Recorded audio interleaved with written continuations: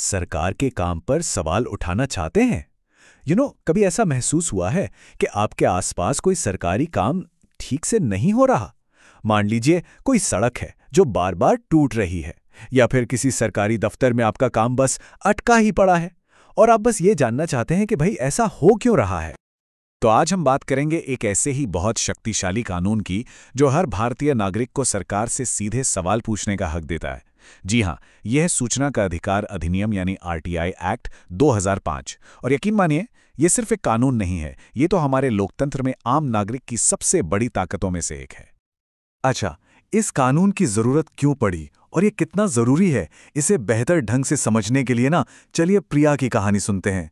प्रिया बिल्कुल हम में से किसी की भी तरह एक आम नागरिक है। हुआ ये कि उसके मोहल्ले में एक नई नवेली सड़क बनी, लेकिन सिर्फ 6 महीने में, जी हां, सिर्फ 6 महीने में ही वो पूरी तरह से टूट गई। अब प्रिया परेशान थी। वो जानना चाहती थी कि आखिर ऐसा हुआ कैसे, पर उसे ये समझ नहीं आ रहा था कि वो करे तो क्या करे। देखिए, प्रिया की जो समस्या है वो असल में लोकतंत्र के 2 सबसे जरूरी पिलर से जुड़ी है। पहला है पारदर्शिता यानी ट्रांसपेरेंसी, और दूसरा है जवाबदेही यानी अकाउंटेबिलिटी। आरटीआई कानून का मकसद ही यही है। इसकी प्रस्तावना में साफ साफ कहा गया है कि ये कानून सरकार के कामकाज में पारदर्शिता लाने, भ्रष्टाचार पर लगाम कसने और पूरे सरकारी सिस्टम को हम जैसे लोगों यानी जनता के प्रति जवाबदेह बनाने के लिए ही बनाया गया है। तो जब प्रिया ने इस बारे में थोड़ी खोजबीन शुरू की तो उसके सामने 2 बड़े सवाल आकर खड़े हो गए। पहला तो ये कि वो सरकार से क्या-क्या जानकारी मांग सकती है, और दूसरा कि वो ये सवाल पूछे तो किससे पूछे। और यहीं पर, ठीक इसी मोड़ पर, आरटीआई कानून उसकी मदद के लिए आता है। देखिए, कानून के सेक्शन 2F के हिसाब से सूचना का मतलब सिर्फ कोई कागज का टुकड़ा नहीं है। इसका दायरा बहुत बहुत बड़ा है। इसमें कोई भी सरकारी रिकॉर्ड, कोई दस्तावेज, मेमो, ईमेल, रिपोर्ट, और यहां तक कि सड़क बनाने में जो मटेरियल इस्तेमाल हुआ है उसका सैंपल तक शामिल है। मतलब साफ है, प्रिया उस टूटी सड़क से जुड़े कॉन्ट्रैक्ट की फाइल, सारी रिपोर्ट्स और इस्तेमाल हुए मटेरियल की पूरी जानकारी, सब कुछ मांग सकती है। अच्छा, तो अब सवाल है कि ये जानकारी मांगनी किससे है? तो कानून का सेक्शन 2H कहता है कि ये किसी भी लोक प्राधिकारी यानी कि पब्लिक अथॉरिटी से मांगी जा सकती है। अब ये पब्लिक अथॉरिटी क्या है? सिंपल भाषा में, सरकार के सारे विभाग, सारे दफ्तर, और तो और वो संस्थाएं भी जिन्हें सरकार से फंडिंग मिलती है, सब इसमें आते हैं। तो प्रिया के केस में ये नगर निगम हो सकता है या फिर पब्लिक वर्क्स डिपार्टमेंट। ठीक है, तो अब प्रिया को ये पता चल गया है कि उसे क्या जानना है और किससे पूछना है। तो अब आता है सबसे जरूरी सवाल, ये जानकारी मिलेगी कैसे? तो चलिए अब जानकारी पाने के सफर को स्टेप बाय स्टेप समझते हैं। यकीन मानिए, ये प्रोसेस बहुत ही सीधा और सिंपल है। देखिए, सबसे पहला काम, प्रिया को उस डिपार्टमेंट के जनसूचना अधिकारी यानी पीआईओ को ढूंढना होगा। सेक्शन 5 के तहत हर सरकारी दफ्तर में एक पीआईओ होता ही है। दूसरा स्टेप, सेक्शन 6 के मुताबिक उसे बस एक सादे कागज पर हिंदी, इंग्लिश या अपनी लोकल भाषा में अपना सवाल लिखना है। तीसरा स्टेप, एक छोटी सी फीस के साथ अपनी एप्लीकेशन जमा कर देनी है। और चौथा और आखिरी स्टेप, बस जवाब का इंतजार करना है ना सिंपल? तो अब इंतजार, लेकिन कितना? ये सबसे बड़ा सवाल है ना? कानून का सेक्शन 7(1) बिल्कुल साफ कहता है कि सरकारी विभाग को 30 दिनों के अंदर अंदर जवाब देना ही होगा। ये कोई रिक्वेस्ट नहीं है, ये अनिवार्य है।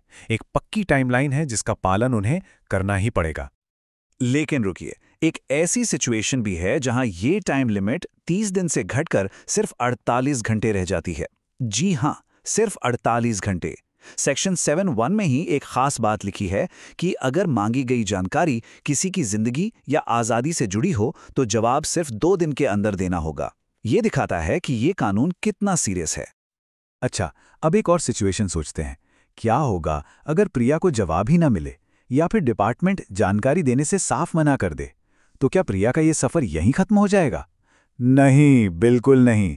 कानून ने इसका भी रास्ता बना रखा है। हाँ, ये सच है कि आरटीआई कानून का सेक्शन 8 कुछ ऐसी बातें बताता है जहां सरकार जानकारी देने से मना कर सकती है।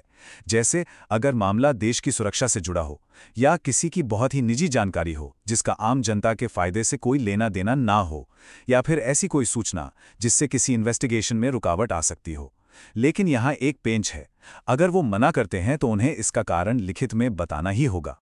और अगर प्रिया को लगता है कि उसे जानकारी गलत वजह से नहीं दी गई तो उसके लिए अपील के रास्ते खुले हैं। कानून का सेक्शन 19 उसे 2 मौके देता है।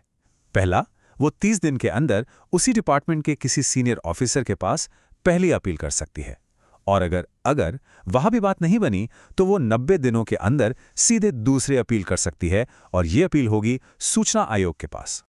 सूचना आयोग, ये नाम अभी आया तो ये है क्या? सोचिए, ये इस पूरे सिस्टम के गार्जियन हैं, एक तरह से रेफरी हैं। ये वो संस्थाएं हैं जिनकी जिम्मेदारी ये देखना है कि नागरिकों को उनका हक मिले और इस कानून का पालन ठीक से हो। आरटीआई कानून के सेक्शन 12 और 15 के तहत सेंट्रल लेवल पर और हर स्टेट के लेवल पर सूचना आयोग बनाए गए हैं। और ये कोई छोटी मोटी संस्थाएं नहीं है, ये पूरी तरह से स्वतंत्र हैं। आरटीआई से जुड़ी किसी भी शिकायत या अपील पर सुनवाई करने वाली ये सबसे बड़ी अथॉरिटी है। और सबसे बड़ी बात, इनका जो भी फैसला होता है वो उस सरकारी विभाग को मानना ही पड़ता है। और जैसा मैंने कहा, इस कानून में असली ताकत है। ये सिर्फ कागजी बातें नहीं है। कानून का सेक्शन 20 ये साफ करता है कि अगर कोई PIO यानी जन सूचना अधिकारी बिना किसी सही वजह के जानकारी देने में देर करता है या जानबूझकर गलत जानकारी देता है, तो सूचना आयोग उस पर जुर्माना लगा सकता है। और जुर्माना भी छोटा मोटा नहीं, 250 रुपये हर दिन के हिसाब से, जो कि 25,000 रुपये तक जा सकता है। तो देखा आपने, प्रिया की कहानी एक खराब सड़क से शुरू हुई थी, लेकिन आरटीआई नाम के स्टूल का इस्तेमाल करके वो सिर्फ एक शिकायत करने वाली नागरिक से एक सशक्त, एक एम्पावर्ड नागरिक बन गई। उसने अपने एक छोटे से सवाल से पूरे सिस्टम को जवाबदेह बना दिया। कहते हैं ना, जानकारी ही लोकतंत्र की ऑक्सीजन है। ये हमें सिर्फ वोटर या नागरिक नहीं, बल्कि एक जागरूक नागरिक बनाती है। तो कहानी तो प्रिया की थी, पर सवाल अब आपसे है। आपका अगला सवाल क्या होगा?